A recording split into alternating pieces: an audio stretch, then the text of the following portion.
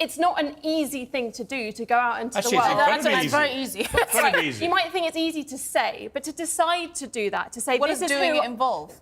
whatever that person decides, but to Does go it out involve into the makeup? world and say, I don't identify as perhaps the sex I So was why born can't as. I It's not- identify? Okay, why can't I identify as a black lesbian? Well, firstly, I mean, your point. How many? Like, Well, let me ask you this. Let me ask you this, Angelica. How many genders are there? 2. There are 2 genders. Oh. Wow. So you don't believe in transgenders at all? Well, I think there are. Whoa, hang on. Whoa. Hey folks, welcome back to another video. Now, I've seen some desperate debates in my time, but what you're about to see is a masterclass in how woke logic completely eats itself the moment it's challenged with a simple question. To me, this clip perfectly captures the absolute absurdity we're dealing with today. On International Women's Day, of all days, we have progressive activists who claim to champion women, yet they can't even define what one is. My take is simple. If womanhood is just a costume you put on based on a Tuesday whim, then the word itself becomes meaningless. Watch closely as Piers Morgan uses the guest's own limitless logic to walk her right into a corner. When he asks why he can't just identify as a black lesbian, the guest's only defense is to call it absurd, completely missing the irony that her position is what opened the door to that absurdity in the first place. Before any further delay, let's get into it. Sunak, and I asked him this question, which seems to stump many other leaders. Here's the clip. What is a woman? We know that Nicola Sturgeon can't answer that. We know Keir Starmer can't answer that. You're the British Prime Minister. What is a woman? Yeah, of course I know what a woman is. Adult human female.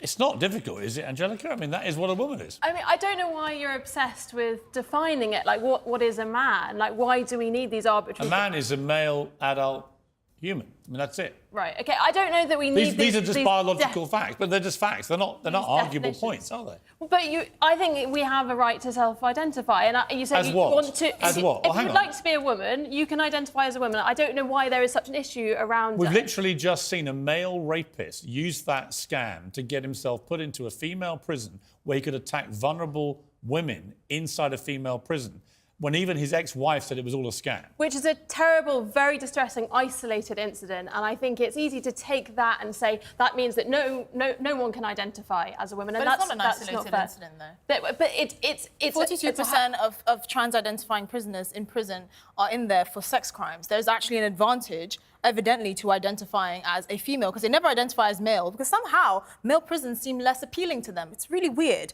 Anyway, but Is it limitless, this self-identity?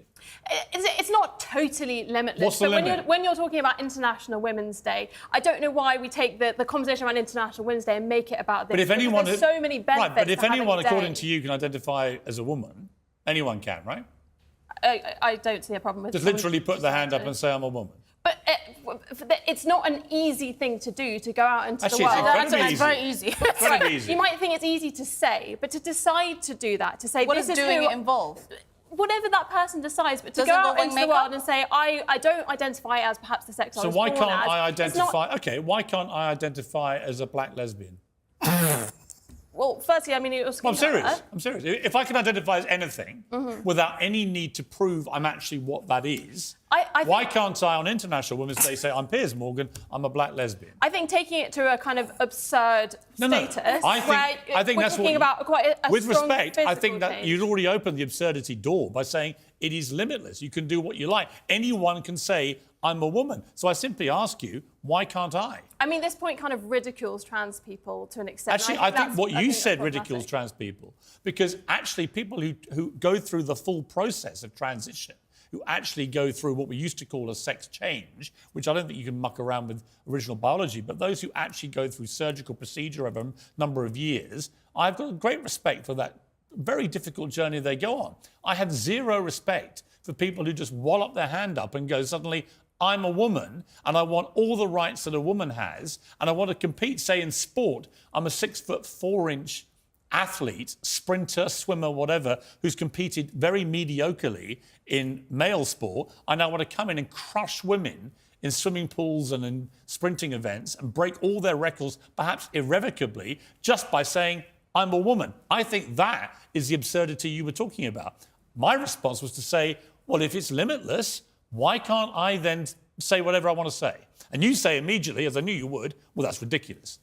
But my point is, you were being ridiculous. Well, that's your opinion. You can think I'm ridiculous, but I don't think you can say, well, it has to I don't know why I am, but you're not. I don't think you have to say it's post-op is the only way that someone's allowed to identify Well, as the trans. original This is standard not for, us to the original decide. standard for being transgender was being diagnosed with gender dysphoria, which is a legitimate condition. And now it's being, however way you feel. So if you feel on Tuesday you're a woman and on Thursday you're a pizza, that's perfectly valid. But to you, that's ridiculous. And I want to know why that is ridiculous. We should be talking about actual women on International Women's Day. That's not crazy. I mean, I agree. I think, but your idea of an actual woman... The chromosomes, it's pretty Is an adult female. It's not The difficult. chromosomes are a pretty good indication. I don't think you have to be biologically female to identify Then as a you are woman. wrong, because then I can identify as a fox.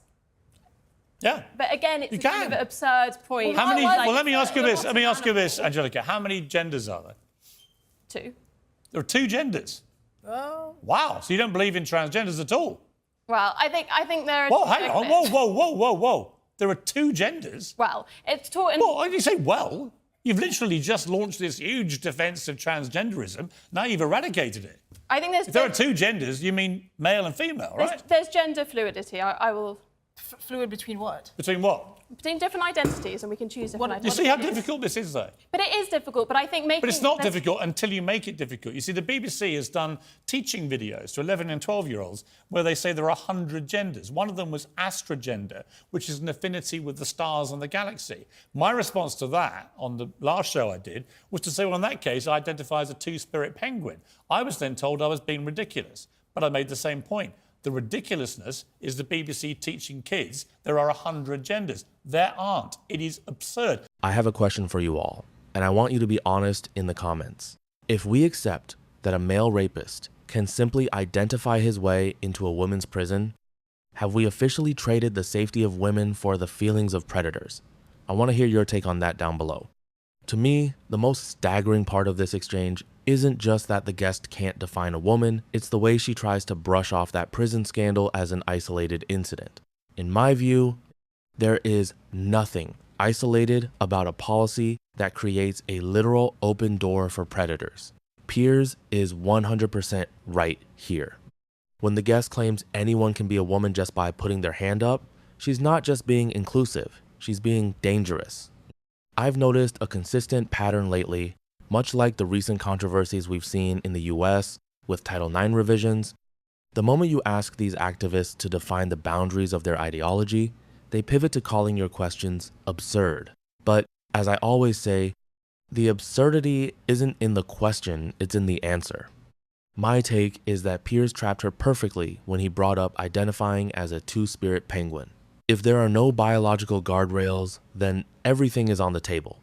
You can't claim gender is fluid while also admitting there are only 2 genders. It's a totally illogical. If you're enjoying this total breakdown of woke quote-unquote logic, do me a favor, hit that like button and subscribe to the channel. It really helps the algorithm push these videos to more people who are tired of this nonsense. You know, people like J.K. Rowling, I'm no friend of J.K. Rowling. She can't stand me, and I don't like her, right? It's like fire and water. But on this issue, I've not seen a word she said that is transphobic. Yeah. I've just heard her go, I want to support and protect women's rights. For that, she's been unbelievably hounded, abused, attempts to cancel, which fortunately have backfired. But it's all wrong, this, isn't it? The thing is, and one of the shocking things that she's been attacked for is for drawing attention to domestic violence and violence against women. And that's actually the biggest point here. Other than the fact that, you know, that male rapist was allowed to go into a female prison in Scotland, there's a genuine danger around allowing men into women's spaces, like women's shelters and things like that, and they can be there just by identifying as a woman and then identifying as a tree the next day. It's right, so Angelica, do you understand that part of the argument? I understand that kind of the argument, but I mean, like Tommy said, I don't think this is confusing for children. I think it's giving you freedom of expression and freedom of choice. But how many girls did you know? Like my wife was a bit of a tomboy when she was young, right? How many kids do you know, young girls in particular, who are tomboys? But if the wrong person gets hold of them and persuades them, actually, what you should start doing is mutilating your body and have a full attempt to become a boy, that's not what most tomboys end up wanting. They end up actually going through puberty, getting older, and then that's it. They become women. Right? But if you get hold of these impressionable young minds too early, when they're just clowning around being tomboys, that's the danger to me. I don't think the messaging is as extreme as you think it is, and I think we Tavistock Clinic was pretty extreme. I think we whip ourselves into a frenzy thinking these things, and this language that you mentioned at the start of the show, I don't think you hear that language used that often in like everyday speech. Which language? And I think what you were saying. Oh no, these are on NHS websites. No, this is where you're wrong. This is actually NHS websites in many cases. They genuinely call women chest feeders, birthing partners. They dare not say anything gender specific to women in case some trans people don't like it. To which I say, where are the rights of women to be called what they want to be called? Why does all language have to be degendered for a tiny minority of people? I think the problem is there's so much fear around having these kind of conversations and saying the wrong thing, getting it wrong. That means that people can't have conversations that feel kind of progressive about what is gender identity, what does the future look like, how do we create a compassionate space. So I think to your question at the start, like what is women and why politicians wouldn't answer it, they're so scared of getting it wrong. And well, people are scared because the mob come for them. Yeah. Exactly. And the mob needs to just go away and shut up. Anyway, I think scrap International Women's Day until we can all agree what a woman is. No, I'm sorry. I think there's so many benefits to having International Women's Day. It'd be a real shame to do that. Well, if you had your way, everyone would celebrate it by identifying as a woman, even if they weren't. Well, being a woman. Happy International Women's Day. I am a woman. It's a farce. Anyway. In my view, what we just witnessed isn't just a disagreement over words, it's a battle for reality itself. Piers Morgan really exposed the core of the issue here. The woke mob has become so powerful that even the most basic biological facts are treated like hate speech.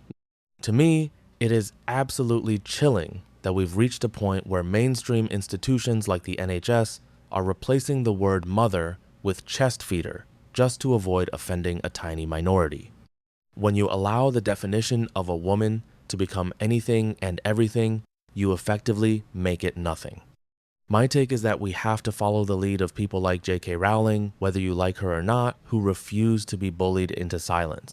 Protecting women-only spaces isn't transphobic. It's common sense and a matter of basic safety. Also, I've noticed a major shift lately, where people are finally waking up to the dangers of targeting impressionable kids with these gender fluidity videos. It reminds me of the recent closures of clinics like the Tavistock in London, where the data finally caught up to the ideology.